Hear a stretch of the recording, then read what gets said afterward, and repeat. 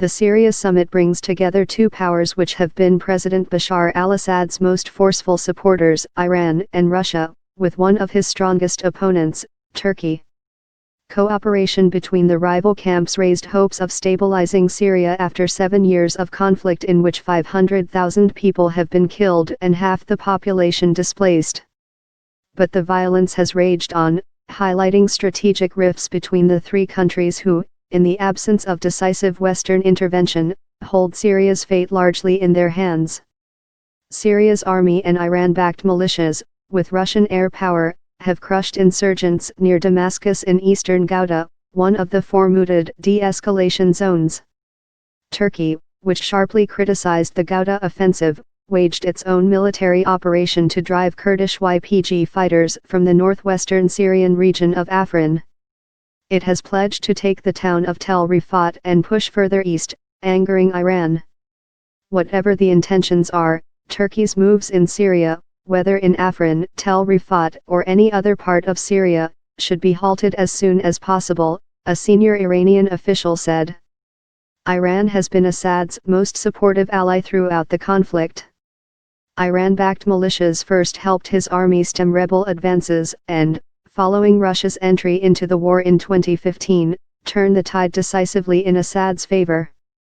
A Turkish official said Ankara will ask Moscow to press Assad to grant more humanitarian access in Ghouta, and to rein in airstrikes on rebel-held areas. We expect Russia to control the regime more, the official told reporters this week. Rifts over Assad. Turkey was one of the few NATO partners not to expel Russian diplomats in response to a nerve agent attack on a former Russian agent which Britain blamed on Moscow, an allegation which Turkey said was not proven.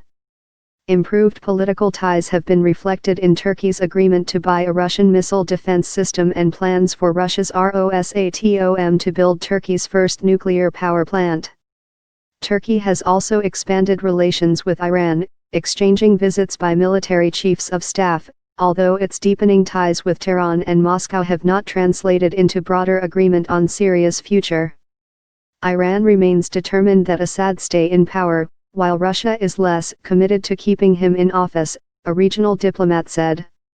Turkey says Assad has lost legitimacy, although it no longer demands his immediate departure. At a meeting in Russia 2 months ago, boycotted by the leadership of Syria's opposition, delegates agreed to set up a committee to rewrite Syria's constitution and called for democratic elections. Turkey says Wednesday's meeting will discuss setting up the Constitutional Committee, humanitarian issues and developments in Syria's northern Idlib region, which is under the control of rival rebel factions and jihadi groups, and where Turkey has set up 7 military observation posts. There are issues where all three countries have different policies in Syria, another Turkish official said. In this regard, an aim is to find middle ground and create policies to improve the current situation.